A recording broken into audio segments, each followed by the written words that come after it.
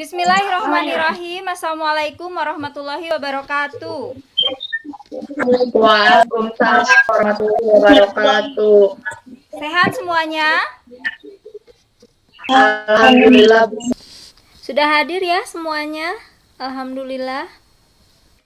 Sebelum memulai pembelajaran, kita ucapkan sama-sama. Ayo bareng-bareng. Bismillahirrahmanirrahim. Minggu kemarin kita belajar tentang apa?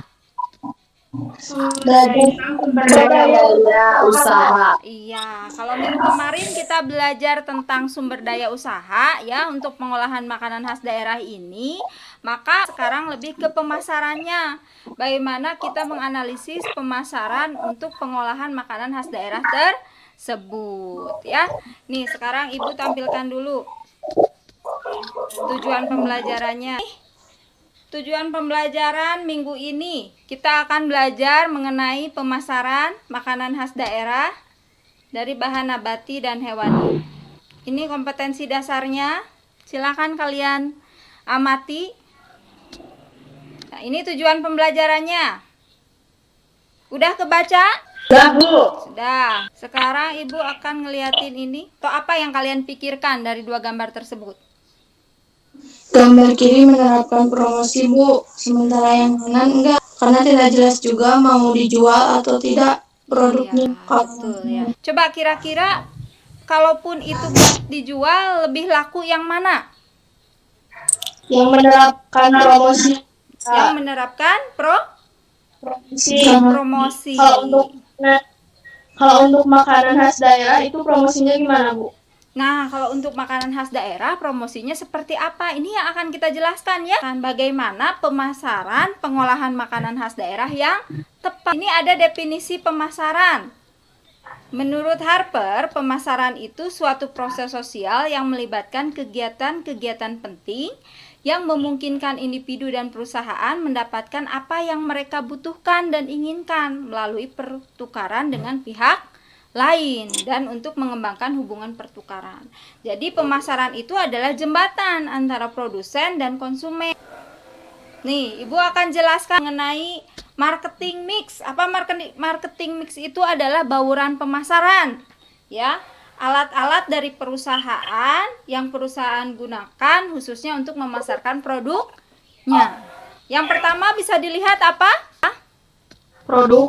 Produk. Nah, maksudnya bauran pemasaran yang pertama itu kenapa produk di sini? Karena produknya dulu harus ada, ya. Produknya seperti apa ya? Tadi yang Ibu bilang produk yang tentu saja disukai oleh konsumen. Ya. Setelah produknya ada, baru proses promosi. Nanti akan kita lihat detail promosi itu seperti apa.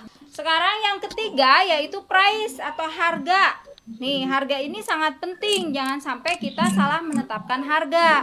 Karena ketika salah menetapkan harga, yang ada kalau kerendahan nanti kita rugi, kalau kemahalan juga kita tidak akan laku, ya. Harga di sini bisa dilihat atau bisa kita hitung, bisa berdasarkan jumlah biaya yang kita keluarkan, bisa juga kita tetapkan berdasarkan harga pasaran, ya.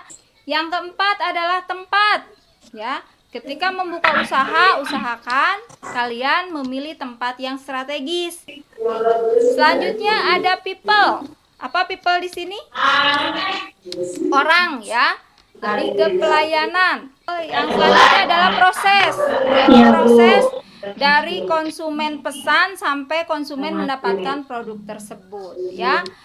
Usahakan prosesnya itu secepat mungkin karena konsumen tuh suka biasanya kalau pelayanannya cepat. Kemudian yang terakhir adalah physical evidence, layout tempat kita. Misalnya kalau kita buka usahanya pakai meja atau misalnya pakai roda, maka usahakan tempatnya bersih. Selanjutnya, ini tujuan dari marketing mix itu. Coba lihat ada grafiknya naik atau turun?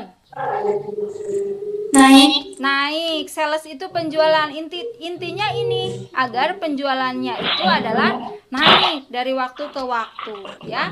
Nah, setelah itu kita akan masuk ke promosi sebagai bagian dari tadi bauran pemasaran. Untuk menjelaskannya, Ibu akan menampilkan dulu video. Kita simak bareng-bareng ya.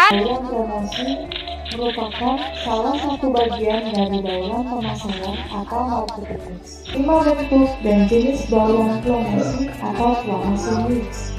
Yang pertama adalah periklanan. Ini merupakan bentuk komunikasi non-individu dengan sejumlah biaya menggunakan media tertentu yang dilaksanakan oleh perusahaan. Hal ini bisa dilakukan dengan berbagai cara seperti media visual atau poster, brosur, dan iklan televisi. Yang kedua, personal selling. Ini merupakan usaha untuk memperkenalkan suatu produk melalui komunikasi langsung atau tatap muka agar konsumen tertarik untuk membeli produk yang ditawarkan.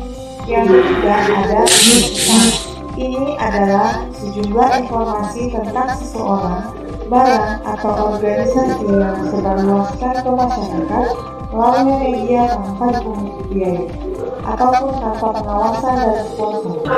Yang keempat adalah promosi penjualan. Ini merupakan kegiatan pemasaran selain personal selling.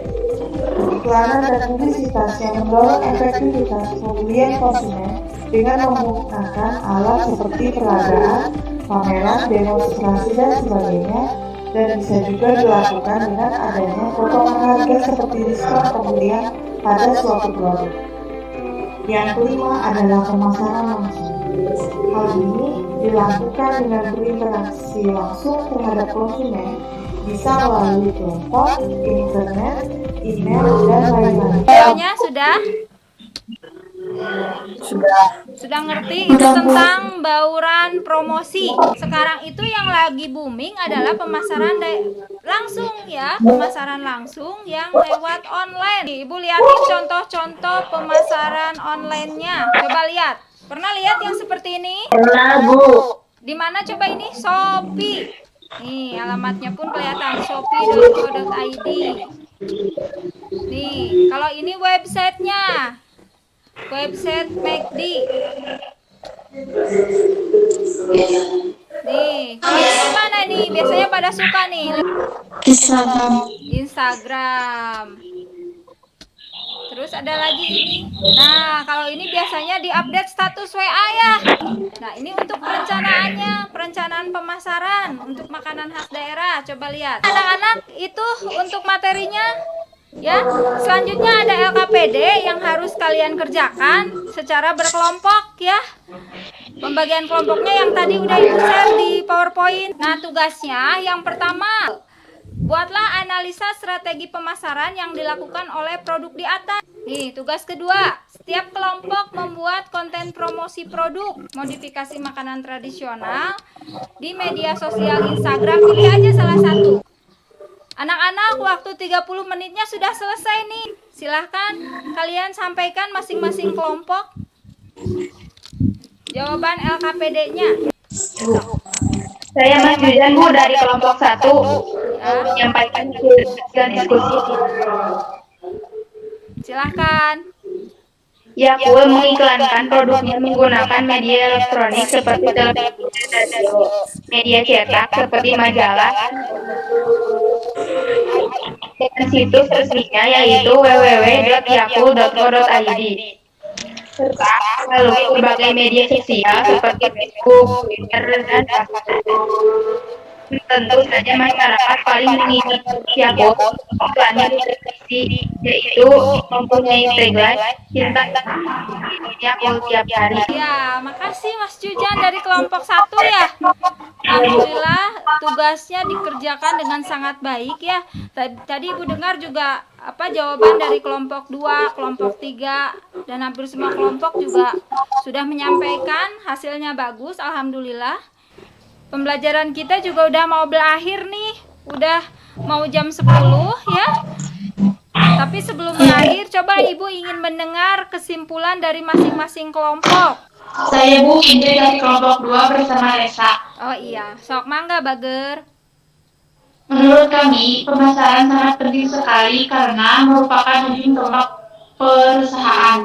Pemasaran banyak jenisnya, ada advertising, personal selling, sales promotion, public relation, dan direct marketing. Direct marketing. Sekian. Ya, terima kasih Indri. Ya, seperti itu ya kesimpulan dari masing-masing kelompok. Ibu rangkum nih bahwa memang betul bahwa pemasaran ini adalah ujung tombak perusahaan. Ya, sehebat apapun produk kita, ya, kalau misalnya tidak bisa memasarkan, ya nantinya akan numpuk, tidak akan laku.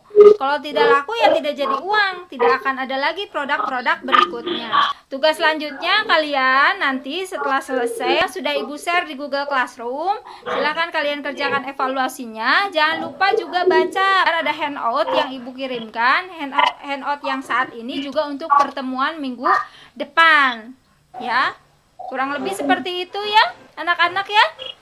Ya, Bu. Terima kasih juga Pak Nopik, Bu Yuan ya yang sudah bergabung melihat pembelajaran kita kali ini ya. Terima kasih juga kepada kalian semua. Wassalamualaikum warahmatullahi wabarakatuh.